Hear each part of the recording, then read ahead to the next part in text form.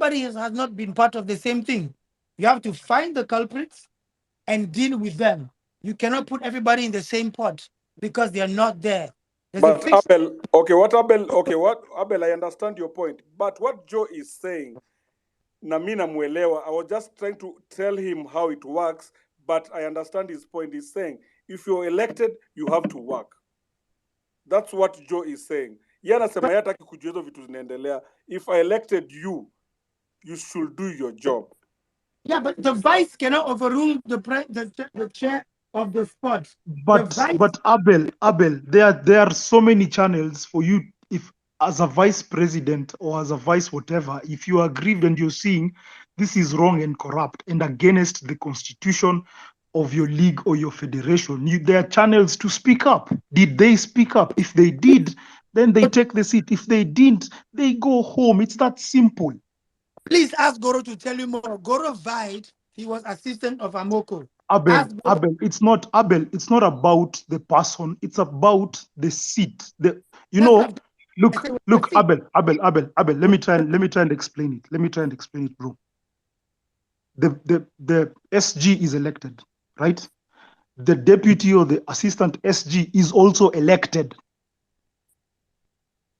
That's the difference. It's an elective post.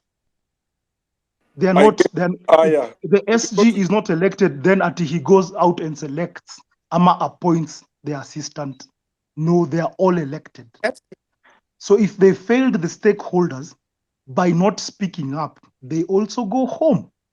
And okay, I've said enough about that. To address the issue about fixtures change and whatnot, I agree with you. We cannot blame it all on Amoko because number one, team managers do it. Because Amoko doesn't wake up and decides, okay, today Blazers is not going to play. That's not how he operates.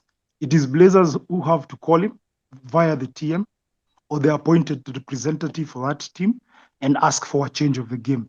But you also have to realize that there are rules that allow for certain occasions for games to be postponed, right? Yes. But we in the last game we said there's no postponement of games. We refused. So why are people postponing games? It was approved and passed. No postponement. If there's a death, we can all see it. Why is anybody emailing or texting Amoko? Why have I had changes? Oh, Siji Umoja versus Zitek is not played. It is Storms Jquat. Then 2 minutes later, it is Strathmore Jquat. What is that? Who created the changes? And for Abel, what? are you new in Jerusalem? That wasn't the first time guys are agreeing on that. It's been every team managers meeting. Point is, forever. Must learn how to hold the federation accountable for what we approved. Because what we are doing here is manhunting. What we do is this: we say, Coach has a problem. No. What we need to say is this: tulikubali kitu imeandikwa. So tufanye hivi Amoko, hiyo email yako tumesoma, hatuitaki. Picha ya kwanza nani anacheza? Ni huyu.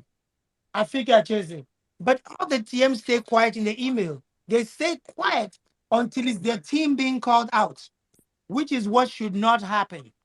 You need to call out the rules and say, tumesema no league changes. Why is this game being changed? Tuambie kama team managers, tukubaliane, hiyo ni reason legit. Hiyo nini imefanyika?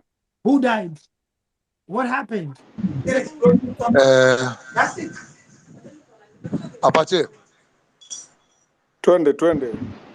So Abel is my brother and I love him to death. I agree with him as the team managers.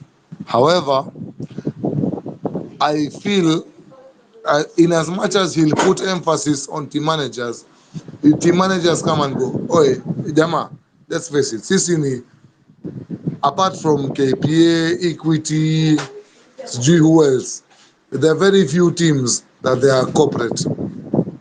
The rest of the teams need teams Amta. The managers and coaches change depending on whoever runs the training that week. Again, I'm the devil's advocate. The big issue, and I know Apache, you're older than me. OJ, you're older than me. Abel, you're older than me by a few years. The big issue, since I knew Premier League basketball, Otula has been my chairman. I have known Amoko for the longest period. I have seen Orero around for the longest period. Agina was there, he moved up the ranks. FIBA, blah, blah, fish cake. Chairman. Chairman, as I said, I don't know his rank. The same faces who have been shaping our league, the same faces who tunasikia story. And I will say this without bias because I don't care. Huku chini ya maji kuna watu wanasema oh, Kisoi ABCD aliingia league akiwa na agenda, he wanted to change basketball, but saizi ilifika point everybody is saying oh, Kisoi anapenda sijui he changed ABCD. Apache, mi nasema hivi, as a person who is in corporate, it always starts with the leadership and ends with the leadership. If we get leaders who will not bow down to the team managers, because team managers have changed, but imagine the leaders are the same. Otula ni yule hajaitoka 20 years, hajaitoka, and he's very quiet. As a leader, it starts with you and it ends with you. If heads are rolling, I support Jokoech. Wacha kwanza tuanze na federation. We put there competent leaders who will not accept bribes, who will not be called on Wednesday and told, by the way, Sunday, we cannot play this game. And they change the fixtures. Fixture mpya inatoka Thursday. Imefika point, as basketballers, we cannot plan our weekends because we don't know what fixture will come on Thursday. And I know I'm speaking for so many people. It has gotten to a point that our lives focus around basketball. Ya weekend, ya either Nyayo, okay, so NBA. Yani basically basketball ya KBF. Fixtures zinatoka Thursday. Since we know the culprit who changes the fixtures, why not remove him, put somebody competent, and then we see if the team managers will still change the fixtures. So then we know if Storms or if Equity or if KPA change the fixture on a Thursday, we know Equity has changed the fixture. We deal with that team manager. But if it has been happening the whole year long, the culprit, yes, is the TMs, but they're being enabled by the federation. Why not change those incompetent guys at KBF and then we focus on what's happening with the TMs? It has to start somewhere. We, right now, hatuna nguvu to fight the KBF and to fight the TMs. So we have to choose a battle. My battle is KBF because in any situation you go, it always starts and ends with the leader. How comes if we don't fight the leaders, we change the whole leadership? How comes we are not here talking about how the whole current committee should be held accountable and we get in a caretaker committee, the whole committee, 9 or 11 or 15 or 20 of them, they have to resign until investigations are proved that every one of them in that committee is safe from the current rot or corruption that is in KBF. Why are we not talking about suspending the whole committee? And we are talking about three players, team managers. Listen, right now, if we change the KBF, the leadership, and a new bunch of corrupt leaders coming, the team managers will still go on. But if we get a fixture secretary or a treasurer who will not bow down to the needs of Equity, KPA, I don't know who else, then that will be a start.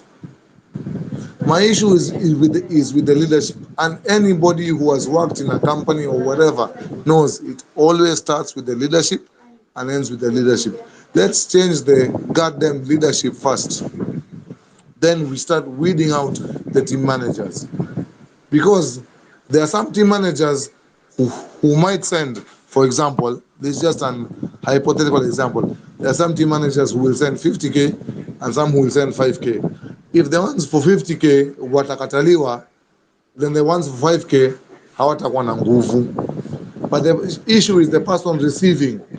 If I will receive for 50K and I receive for 5K, the person for 5K atakuwa na nguvu.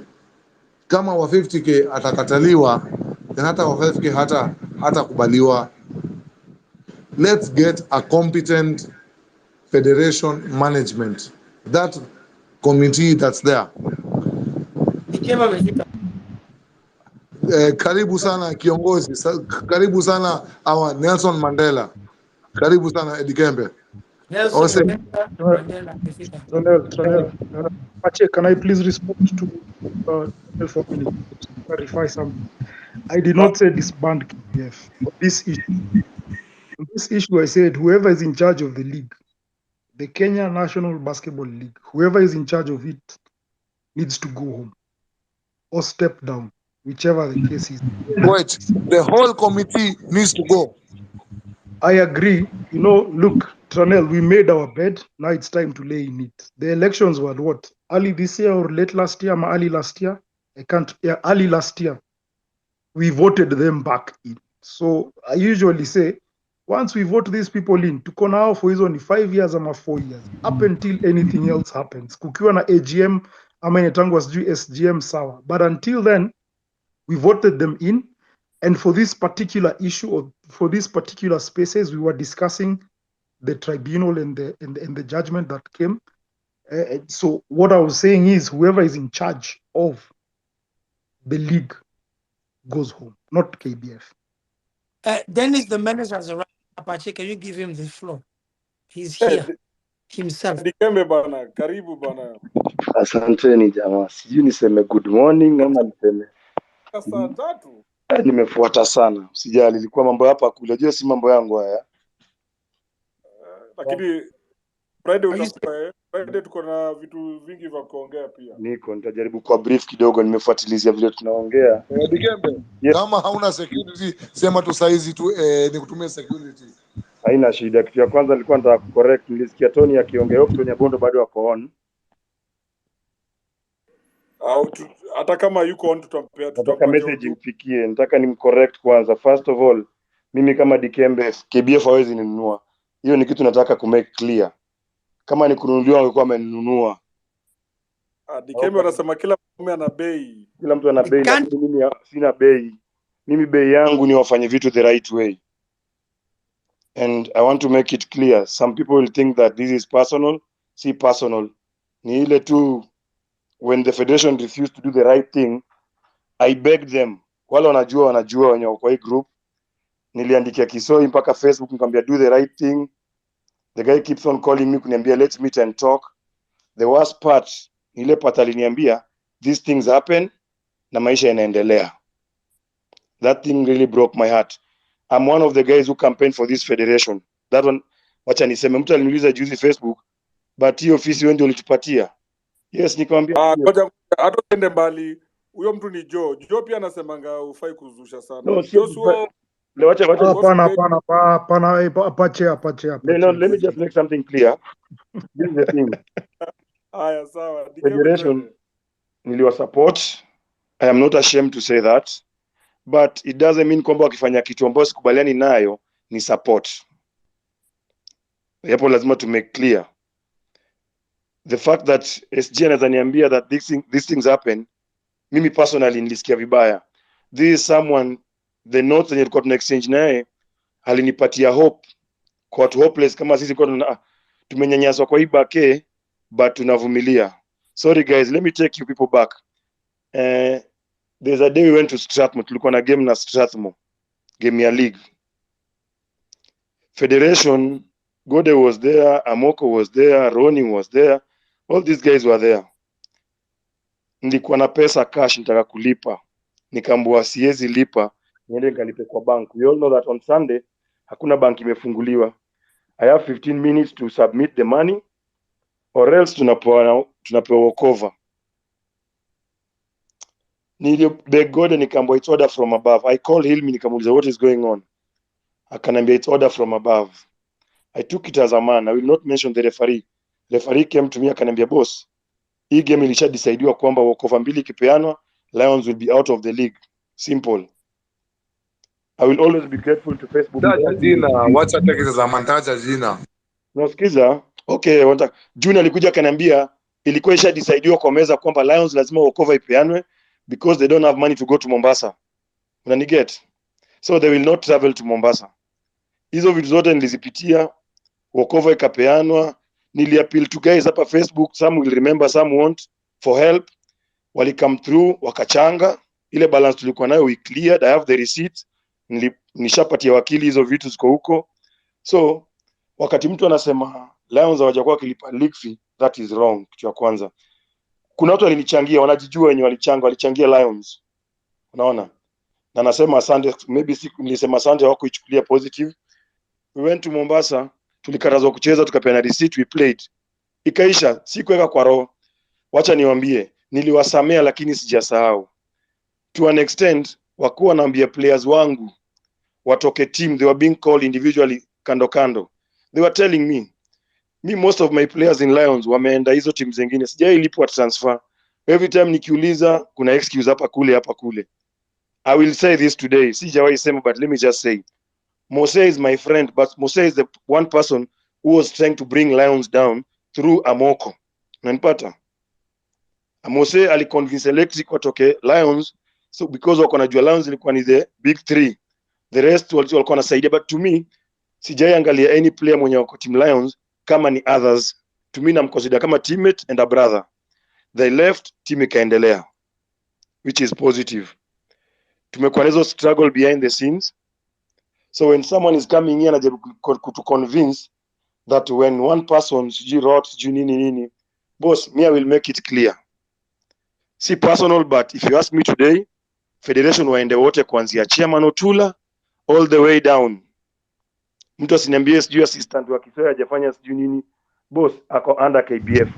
There is so much going on behind the scenes. I will not Asante.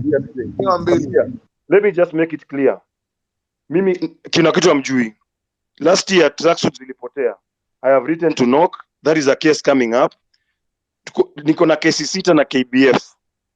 About mimi Dikembe. Na washangaa sana. You know, Abel is about people bribing Amoko and stuff. Let me ask you something. What do you mean people bribing Amoko? Stop blaming the team managers. Amoko anajua sheria ni za KBF za kuguide back si ya team managers. In fact, walisema teams are not registered, so we don't have team managers. Unaniget? Let's not beat around the bush. If you are trying to defend your team manager mwenye yako hapo online, anaweza jiongelelea, itishe tu mic aongee. Pia tuko na nini yake tutamfungulia when the right time ikifika. Unaniget?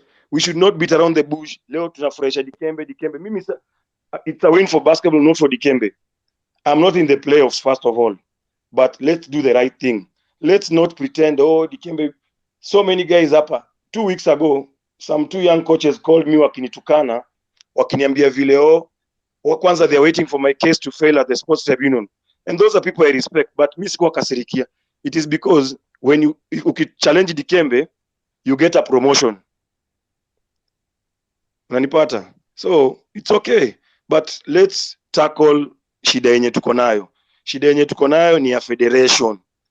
There is so much yenye nikiwekea kwa meza sahi. Some of you will withdraw whatever you've said, but tusiende hapo.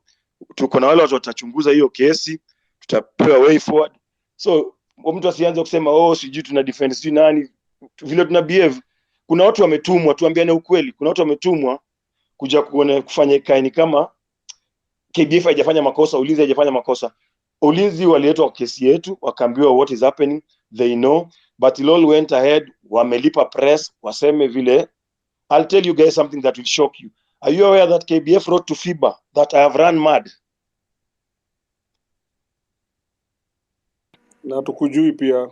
Hawanijui lakini waliandikia FIBA Dikembe amerun mad. Someone call me huko nje akiniuliza, "Hey boss, ni nini?" Unaget? Tunasikia umechizi. Mimi sijachizi. Hata wamesema Dikembe ana pesa, hawezi shinda hii kesi. It's not about nani yako na pesa, nani hana pesa. Unaniget? Mimi, all I'm requesting, let's do the right thing. I will tell you, if you are my friend and if you're a friend of basketball, let's do the right thing. Tusianze excuse mingi, sijui tunataka kufunika sijui nani. The whole KBF is rotten. Tuambiane ukweli. Na mkitaka, niliwaambia ngojeni documentary yangu kwa BBC, mtaisikia huko. Siku njema. Allah. Dikembe, I have a question before you go. Bona mko league season? Boss, nimekwambia, you see, KBF don't know how to differentiate Lions and Dennis Opio. Unaget? Lion players wamekuwa kisafa, hawaongeagi, they are suffering because of me. KBF is fighting me. Me, I'll tell you guys something that will shock you. 2-3 days ago, the Secretary General threatened me, Dikembe. And I'm not taking that lightly. I have reported to the police. So, nyi mtaona vitu zikienda vile zinaenda. Unaniget? So, mimi Lions pia wamenitumia messages, niliwaambia, mimi kama Dennis Opio, I will not play under this regime. That is my personal decision. I will continue supporting the team because by me playing, it means na validate every evil thing that they are doing. Thank you. I will not play. My position is clear. So mtu asiwahi kuniuliza mbona uchezi, sijafukuzwa na mtu, and I want also guys to know this. Federation hawakunifukuza national team. I withdraw myself. Unaget? Kama kuna mtu ako na swali, ako free kuniuliza, nita clarify kile nataka kujua. Unaniget? Nasikia sijui aliitisha pesa. Mimi kama niliitisha pesa kuja aseme. Haya, nafikiria ni late, we need to at least tumesikia side ya Dikembe. Tutakuinvite tu officially, leo umekam late. Hii time Apache, lezi ni late kwako. Hapa kuna watu wengi wako online bado.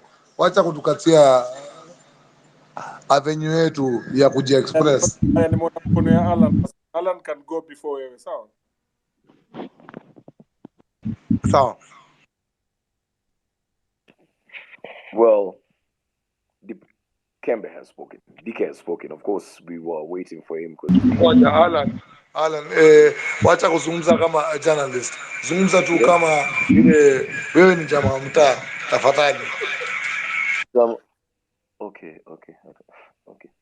Well, as I was saying, now DK has spoken very, very, very well. And there's only one thing. It trickles down to one thing that I've been constant about. You can't pretend to be taking part in a league that is shitty as fuck. Then you want to come and articulate your points and push for change. It doesn't go that way. You have to make a stern decision and be like, you know what? I ain't playing in this league. It's time for these people to go. That literally should end the conversation. Even before guys get into other issues of speaking about what, it needs to start to the point where nobody's playing.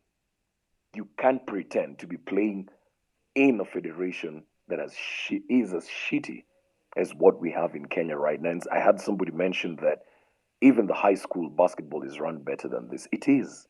It's the sheer truth. The basketball in high school could be run better than this. So if you guys are genuinely passionate about basketball, as I believe a few of us are, it starts at that point. Not that we don't want to take part in basketball. I have the opportunity of playing. Yes, I haven't played competitive basketball for a minute, but I also want to play basketball. But I'm not going to subject myself to play in a shitty league and pretend to be vouching for change in the same league. That's where the conversation begins. If you're not even resonating on that same level, then you're probably lying to yourself. Thank you. Hey, Alan Kiz, Apachosa Nimjibu. First of all, you're entirely right. Okay, Alan. And I stand corrected on your earlier points. Indeed, if we want to change everything, we change the head, right? If Rwanda is straight, it's because Kagame is going to cut your head off if you don't act the right way.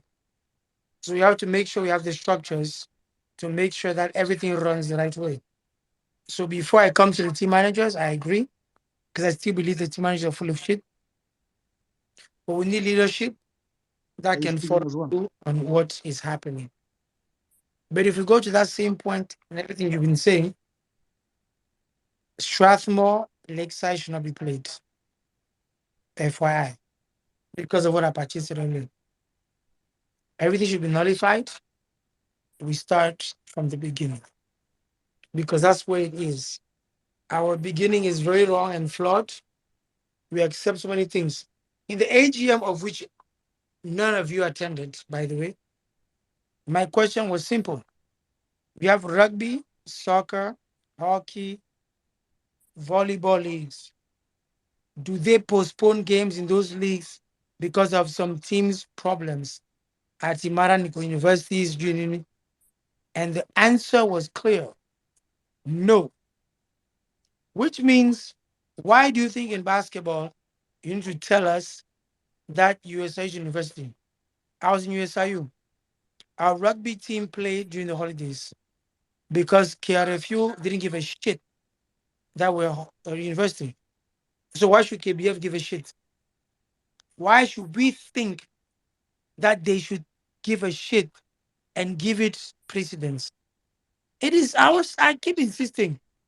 I agree that Amoko should be firm or whoever it is.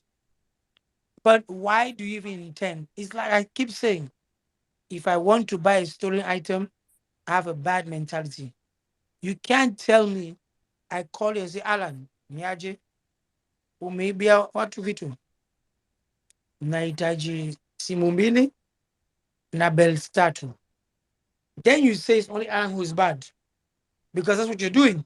You're saying Alan is the one who's bad. I'm a fucking idiot. I've just asked Alan to sell to me 5 resale items. I should be arrested before him because my intention creates his action. So stop calling KBF. All of you are being personal for no reason. You exonerate team managers. I have no respect for us. I can't respect them because I've never called anybody to postpone a game. As I digress, I was a coach in COP. I had 3 players went to the national team. My team manager asked me, Coach, this is a game. I told her, of course. Why do I have 20 players? Swingino Acheze. And we won the game she talked about. But most of you, one player is absent. We can't play this game. It's a tough game. We might lose. It's BS. We have to change our mindsets. You sign up for the league. Look, Storm's first game of the league is in Mombasa. First. Eagle wins cancelled. We went, figured out, played, lost. I haven't even trained my players. My players and I met in Mombasa for the first time. It doesn't freaking matter. It's a league. So change the mentality of your coaches and team managers. Stop only blaming KBF. I could have emailed like Eagle Wings and not showed up in Mombasa. It's BS. So when you want to talk about KBF, I understand all of your emotional feelings. But to me, everybody starts managing themselves before they manage anybody else. You cannot talk about somebody else and you're not virtuous yourself. We have a lack of. Apache, Apache, I believe I deserve that. Apache, Right of reply. nimengoja sana. Naomba ruhusa. Naona mkono ya Joe iko juu naomba Uendelea, naona wachana na mikono za watu. Sir George iko juu. Wachana na Please, mikono za watu. Uendelea. I believe Apache, hebu tupange. right? Where you go, then Joe, then Sir George. Ati?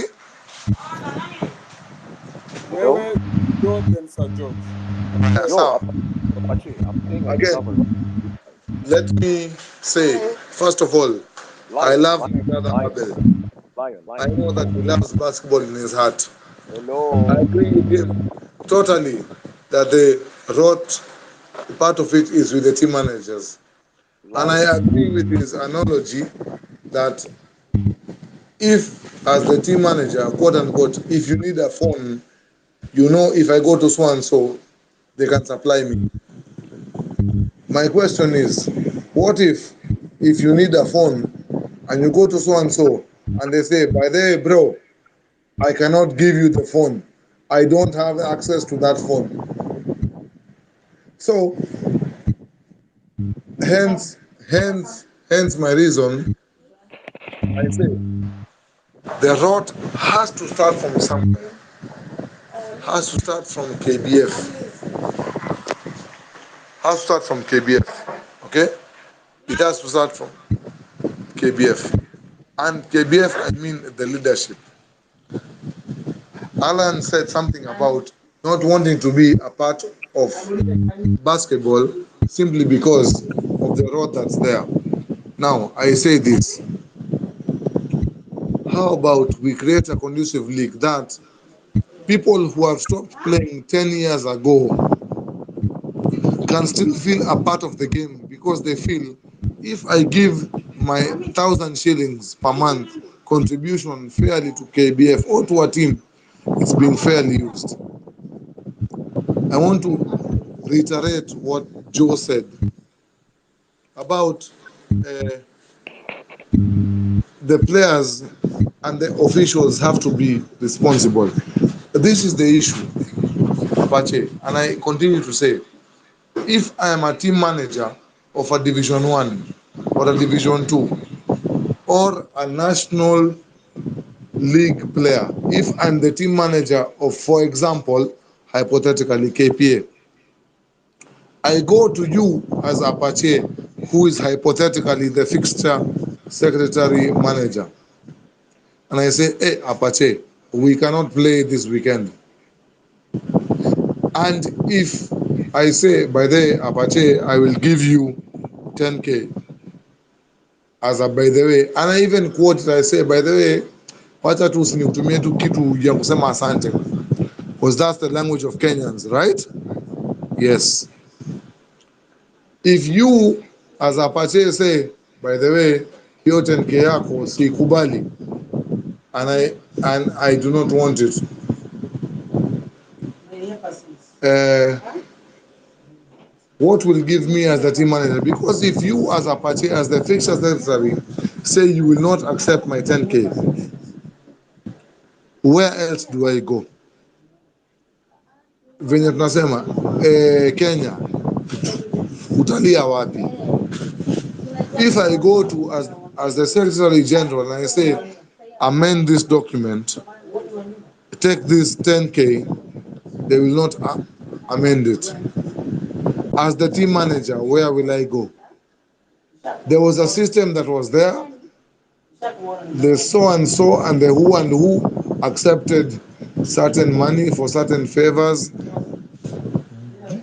Teams at university cannot play in April, August, and December, and we agree. But if I go to a fixed secretary and a secretary general and a treasurer who will say, hey, listen, you knew the league, this is the fixture of the league from January. If you knew in April you would not play, I'm very sorry for you. You as the university or you as the parastatal, which is KPA or equity, plan around our league, not our league to plan around you. The FIBA calendar, what was on 5, inatoka many months ahead. But 2 weeks to zone 5 or size to BAL, the people who are participating in BAL say, by the way, my team is going to BAL, we cannot play. That's bullshit. The FIBA calendar inatoka months in advance. If as a parastatal you cannot plan around, then you have no business being in our league. Let our league go down to what level, 0.0005 level, for about 2-3 years, till people, it's the same thing with tournaments. Whenever a tournament is planned, it says tournaments, the fixture will start at 8 a.m. The first game kicks off at 10 a.m. simply because even the teams know, these guys say start at 8 a.m. But we know even come at 10, and we pay the league fee Ndugu. somewhere. Ndugu. So, if wait, hold on, I'm just about to finish. If the change will not start with the leadership, where will the team managers get power? If the change will not start with the people who are planning the fixtures, the treasurer, as Dikembe said, the powers above have decided Lions will not play. If the change will not start with those niggas, where will the referees get the power? Where will the people on the ground get the power? Listen, we are talking about team managers, and I agree, team managers have to change. I agree, team managers have to change. However, the first people who have to change is the KBF leadership, starting from the chairman all the way down to the least post. They all have to change. They all have to hand in their resignations and say, our federation is under investigation. We need to change this. When we get competent people, when we get a person of advertising who will advertise us to the brands, to the a million brands that are in Kenya, when we get a person who is in banking to lead the what do you call it, the treasury, when we get a CEO who is not part of basketball to be the chairman of basketball, that's when basketball will develop. Everybody who is here has been part of the system. The whole leadership has been in KBF. They have all played. They all have their score sheets in Nyayo. If you date back to 1970, they all have their score sheets. Paka the disciplinary. Wait, your hold on. I swear, Abati, I'm just finishing. They all have their score sheets. 30 minutes. If we don't change that, basketball will never, ever, ever, ever, ever change. If people who have their score sheets in basketball are the only people in the KBF, in the leadership, basketball will never change. We need a person of marketing in the federation. We need a lawyer like Dora who fought for us in the federation. We need a person of banking. Okay. Haya, sawa. Apache, I didn't get my right of reply. Wait. Get your wacha tuende kwa Sir George kwanza, and then I'll come to you, Alan, then Joe, then Ikembe.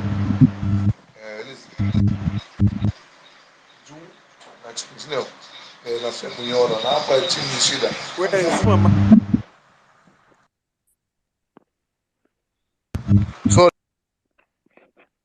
Hey guys, if you're not speaking, kindly turn off your mics because sometimes we are good. Yep. Now we need to focus on one thing because the way we see it, some people are trying to settle personal scores. Abel, I think you need to distinguish when you talk about team managers and everything. I'm a former team manager. I never used to do such things. There's someone who mentioned we are not even semi-professional, which illustrates the leagues we are having. We must accept that the reason why we have all those phone calls and everything is because the league does not have a proper sponsor or a proper mandate to be able to run and dictate things. You realize that part of people, when they are not favored by the federation or anything, they'll always talk ill about it and they'll always do things. But there are people who will talk about it, be it it's good or it's bad. And one thing which we are facing right now, it's the issue of the rot which was there from the SG and the other fixtures committee and the rest. So if you're going to take them out, we'll take them out. So we go around trying to say, oh, there's this and that. We don't have mandating things. Look at even how people are appointed. I'll give an example. Abel, you are appointed in the team as, I don't know, deputy team manager or something. When you are removed from the team, did you even know? Is it that you fell out with the team to have that? Sorry to pick you out. I knew nothing. I read on Facebook. Yeah. That's the thing I'm talking about. And maybe now that maybe your peers, you can feel how people are feeling. Like for us, we ran a team. We tried to make everything to be as straight as possible. Georgie, Yeah. please give me a minute of your time. Nataka kuna kitu watu hawaelewi hapa. Yep. What we are dealing with, it's a match fixing. Yep. And we all know what it Yep. means to fix a match.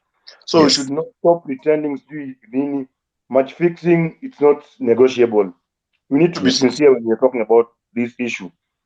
Sasa hivi ndio tunataka kuandika sijui katiba sijui what, hizo zote ni, I'll say this, Angie yako hapa. Angie ni assistant wa Kisoi. When the federation issue a letter to Onyango to step aside kwa allegations, unanipata? Yes. Onyango alikuwa cleared, hawajawahi mrudisha. So we also want the same from the whole federation.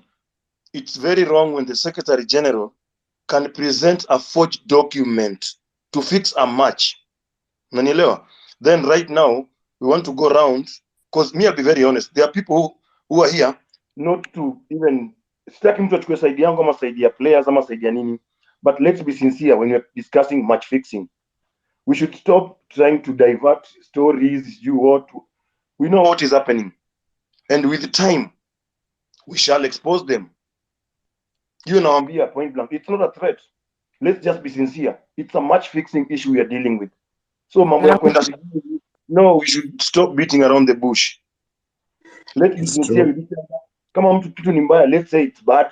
Mi sitaki mtu anisifu ama sitaki mtu, but it is very wrong now. Tunaanza ku argue like tunaargue kama sasa sisi tunafight wenyewe. We know kuna watu wanakuwa the confusion. We know, not that we don't know. I'll tell you guys what you don't know. Yes, Kiza. Today I was talking to someone at the gym, Nyayo. The person was recording me na mi naona na ni record. So I was like, really? And that is someone I respect. Nilisema story for another day. So we are dealing with a match fixing issue. We tuna deal na ruling. Kama tutaelewa, apache naomba tengeza forum, leta wakili, I explain hizo point zote zenye tribunal iliamua, because hapa naona tuko na maloya wengi, nimesikia wengine hata wamekubali sijui, as in guys, tusianze kuconfuse watu, unaget, then kesho tuanze kupeddle lies zenye ambazo hakuna. Let's be sincere when we are discussing this issue. Unajua kuna watu maybe wana benefit when things are not working. I agree with you, Dikembe, and earlier I had mentioned that about the case at hand. We are trying to throw things left, right, and center, but we know where the rot is. So let's not have that. And I usually say the biggest mistake here, even I've seen someone, I think I don't know his name, it's 10th man something, come up boldly and point out fingers, just saying maybe what did happen and everything. You might find someone quiet, but you don't know the plans or the things which are undergoing. Just like a duck, you might be calmer on the top, but deep down things are running. So people might have individual agendas based on maybe what they think is right, what they think is wrong. But at the end of the day, what will you do after this? Will we just make noise on Twitter and then after that, we are good to go? Because I remember there's a time we felt victimized every now and then, ignoring, doing things and such. You have the assistant SG here. We are trying to act as if he or she did not know anything. They knew. They started a committee. When we made the appeal for them not to participate in the match, they just sat in a meeting as a committee and decided what they did. So it's not an individual. It's not the SG alone who stood and did this and that. No, they discussed. Tonight, after the appeal, they had a meeting. It was not a one-man show. So let's not act as if we are new in this shit. We've been here for some time and we know what's happening. And frankly, it's why even we decided to back off the league, because it's not worth it. We spend our time, our money trying to put order, but it's just a fucking disgrace. Sorry for using for language. I think you need to know that. And Dikembe, I'll say that I think you know where we've come from. And right now, everybody will start aligning by you and everything. But at the end of the day, when things go on, when the fog clears, you'll just see who's who. Thank you, guys. Haya. Hii ndio moment wazungu wanasema without further ado we meet again on sita tuende. Haya, wacha Alan aende wa mwisho, then Dikembe, then we close. Okay, Alan, Dikembe, then we close. All right, perfect. Let me just finish by be short. Yeah, very short, very short. I didn't get the right of responses to what Abel was saying about the situation pertaining to Strathmore and all that. So I just wanted to respond to this really quickly. For you to know how intentional I've been about effecting this change. In Strathmore, we have hierarchy, just as any other place, and there's nothing I respect as hierarchy. Now, the Vice Chancellor is Vincent Ogutu. We have the Dean of Students, then you have Coach Tony. That is the conversation I've been having with Tony. I told Tony, you know what? Students are here on scholarship. We don't need to stop their studying. But what we need is for one of the biggest funders of the KBF League to take a stand and say, you know what, we are not going to participate in this league until we feel certain issues are sorted out. Now, this is a conversation I've begun with Tony. And when you begin conversations, you put timelines to it. When nothing doesn't act in that particular point in time, you move up the ladder. And when I move up the ladder, I'll continue pressing that button, and we're going to get to the point where Strathmore is not going to be part of this league up until we fix this rot. Now, what I need Abel to do as a coach who's coaching a team that is currently playing in this league, because he's in a position to, as a coach, to take a stand tomorrow and say, you know what, we are not going to participate in that at that particular point in time. Then now you can come and start saying, we need to do this and not do this. As I finish, we've been in this conversation, and you've said, and Dikembe has noted that we have the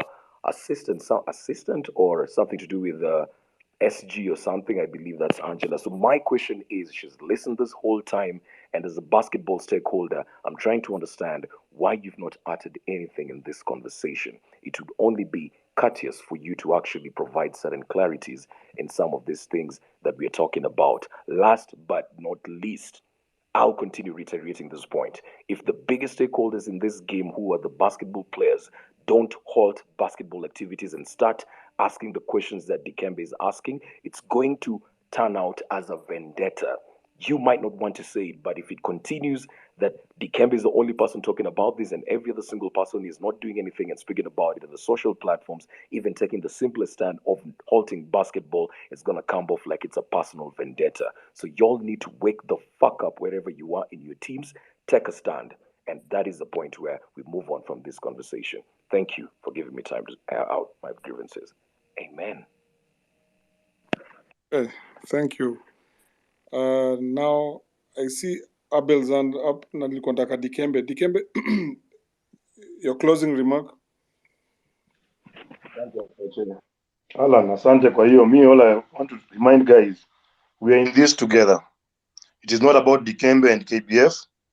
Honestly, mi nimecheza back yangu 25 years, nimetosheka.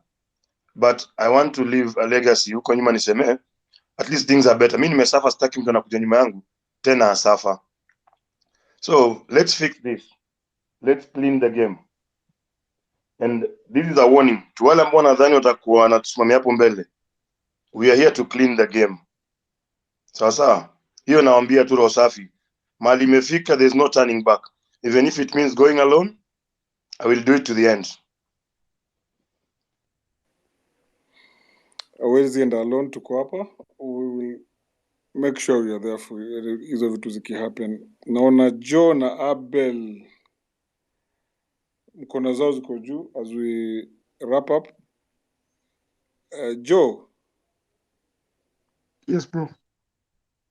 I think ngoja swali. Yes. Ule mse wa Brito, ule mse mnoma commentary na Tijio alireturn, ito nani? Not Gio. Sorry. Eh? Abel. What's his name? Drury. Who is it? No. Not Gio. Aten Barrow or something. You guys don't watch Nat Geo. Joe, go. So this issue of team managers and them, spoiling the game and whatnot. I have a question. Aren't team managers hired by the team? Aren't they an employee of the team? Or are we mixing the issue of team manager and team owner? Because I don't get. I mean, a team manager is employed by the team, right? That's my question. It's like my parting words. You, as in, think you're going to say the team managers are spoiling the game for us, and still in the same breath say we are the biggest stakeholders. A team manager doesn't act on their own. They act on the instructions of the team. They're there to make the players' lives easy, right? Good night. Okay, Apache, I think it's my turn now, right? I think Joe said what he said. Cindy? Yeah, and you keep it short. Yeah, we'll keep it short. I just have simple questions. Today, I'm the team manager of Storm. Joe, no, team manager. Joe is team manager of Blazers. Batilol, Ulingi. No, I'm not. No, I'm not. AP. I'm just saying. Oh, okay. I'm just saying. None of these structures really care about the sports in itself. You just assign a person to handle the day-to-day operations of those entities. And so these people, myself included, go rogue. Okay? And so we just do what we want to do. That's why I'm telling you, we cannot exonerate them from the actions of the federation. Because by federation here, we mean Amoko. Because Amoko usually is an individual who has gone unopposed. Joe, to your point, when we talk about change, nobody opposed Amoko in elections. Unopposed position. The most delicate position, which proved to me all team managers love the latitude it gives them. So if you want to change Apache, you can talk about KBF every day. There's only one powerful office in KBF that has operated. It's the fixtures office run by Amoko, my good friends. If you think KBF is the problem, then come and vie against him, and may all the team managers vote against him and put somebody else and see a change. No other office has influence. Like I said, in charge of fixed, in charge of running the league is Correction, Abel. Correction. that's it. So Correction, just Abel. and then go ahead. Abel. Correction. The most powerful office near first vice chairman. First vice chairman is in charge of the league. But No, it's not because how it runs, I'm informing you how Dikembe, stop it. Hilmi has no power. allow me to explain something to you. Hilmi, they shut him off. You know Dikembe. Allow me to explain something to you. Yes. Tumesema tunafuata sheria. What does Katiba say?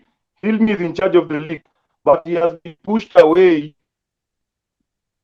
Katiba ni kitu moja, reality ni kitu ingine. No. In reality, that office doesn't run. Let me ask you something personal. Yes. Uko kwa bar? Huh? Uko kwa bar? Hey, Aya. Okay. No. Dikembe has the point he wants to place. I want to listen to it because it can help us understand what he's trying to place as a point. Go ahead, Dikembe. I'm saying the league is supposed to be run by first vice chairman. Yes. But when other members of the federation, there are two cliques actually, 2 or 3, wameshaji divide kwamba this is not our guy, there is no way. Yes. So usiseme ati Amoko the most powerful. It is because hapo kwa gate collection ndio kuna pesa. Who's supposed to collect money? It's the treasurer. But the point is this: who runs the fixture? There's a committee. Committee. Ambao ni bure kabisa. Exactly, that's what I just said. It's Amoko. And the whole thing about the league is the fixtures. There's nothing else we talk about in KBF. Only fixtures. Do you talk about anything technical? Do you know who transferred to which team? Okay, which player has gone where now? None of you knows. Only thing we know in this league is the fixtures.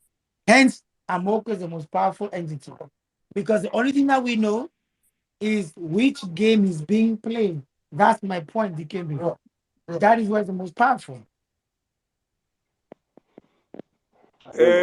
Wacha ni correct Abel kwa kitu moja. Abel, you're saying someone should vie for the fixture secretary docket, right? Yes. It sounds simple but it's not. Mi nilikuwa kwa meeting ya mwisho. Mi kuna vitu, by the way, I don't talk much and I don't like talking about vitu zilifanywa in secrecy. So kutoa Amoko hapo ni ngumu because Amoko amewekwa na mtu kuprotect interest za mtu.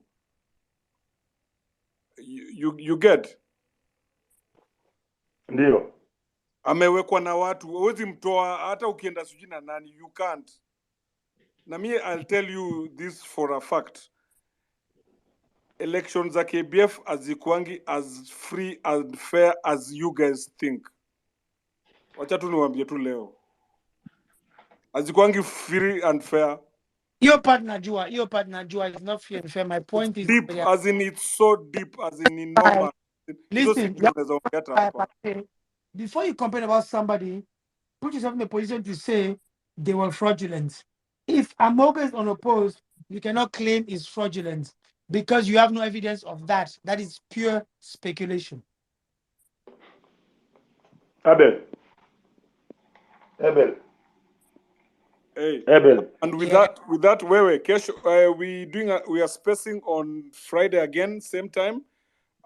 Itakuwa about team managers, so wale guys wanna contribute. Mi sahi sikubali. Mimi sikubali. Tutaendelea hivi mpaka asubuhi. No, 1 minute. Let me just say something. Najua watu wanaogopa kusema, but mimi niseme. Unasikia? Narudia. Kama watu wamesema ni ngumu kuwatoa, watatoka, mark my words. Yaani watajua hii nchi iko na sheria. Si zile sheria zenye ziko kwa katiba ya KBF na wanabend wanataka. Unaget? Mali nimeshaambia no turning back. Kila mtu atabeba msalaba wake. Sawa, we've had you. On Friday tutaongea about roles at TM. I think maybe TM zetu pia wajui roles zao. I'm so surprised. Pia tuko na ma-TM mwenye hawajui bake, as in we understand ile nini role ya TM ni nini. Exactly. Mi hata nafikiria role ya TM Kenya sasa ni kupostpone games, of which TM anafaa kwa bridge wa players na federation trying to get the best for the team, but si kupostpone game. Postponing game is not getting the best for the team. So hata mi nashindwa siku hizi, hata I think teams and players are crazy. How do you train a team unapewa fix on Friday? So scouting unafanya nini? As in ulikuwa una train Monday na Tuesday aje? To help your point. Kwa mimi Oji alikuwa TMs are trying to vote with your friend, my good friend Agunda here, at 26 players in a team. Yet when one player is absent, at Yamoko to postpone a game. So what the hell are the 25 other punks doing in your team? Why do you have them in your team if you're going to postpone a game because of one person? Oja kauliza wakaanza kugoma. Wanataka kula allowance ya players. We are fake. Yeah, very fake. As much nonsense. Mi naweza sema tu hivi, KBF wako na nini zao, they need to change. Hiyo naye ni ukweli kabisa, na TMs na pia mi nikikuwa coach sasa naweza uliza tu the guys who are involved na fixture. Mi napendanga, I watched Namake train coach. Namake niko sure sasa ngeuliza, how do I train my team?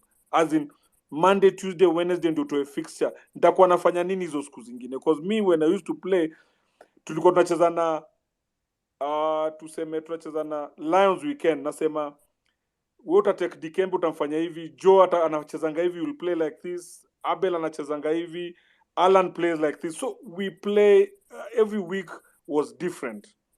Unaona, kulikuwa kunanga wiki mna train the same. Every week used to be different depending on tunacheza na nani. So pia hiyo inarudisha bake nyuma. How do our coaches adjust and train their players? Unaona? So hii kitu yote in a nutshell inafanya bake ya nyuma inarudi nyuma. Jota mtu akuuliza yenyewe surely, Habel, how did you train your players before the game over the weekend? Ulikuwa juu unacheza na nani? So it's just crazy. Habel training players, they poach players. Apache, as part as Apache, I always say this, eh? Don't compare KBF and KRU. Oh, Please. sorry. Never. I'm really Your sorry. comparison haiwezi stick anywhere. Sitafanya hivyo tena. Sawa, asante. Next month tunacheza Cairo, si ndio? Ni this month ama next month? Nani? In 2 weeks. In 2 weeks time tunacheza Cairo. Who? Allah? Nani Morans? Si ndio? Yes. Unacheza ama baada job ilisha. Alafu parting shot yangu ingine. Asi partition yangu hata sikuwa nimesema parting shot. Kuna event Nairobi. Good night.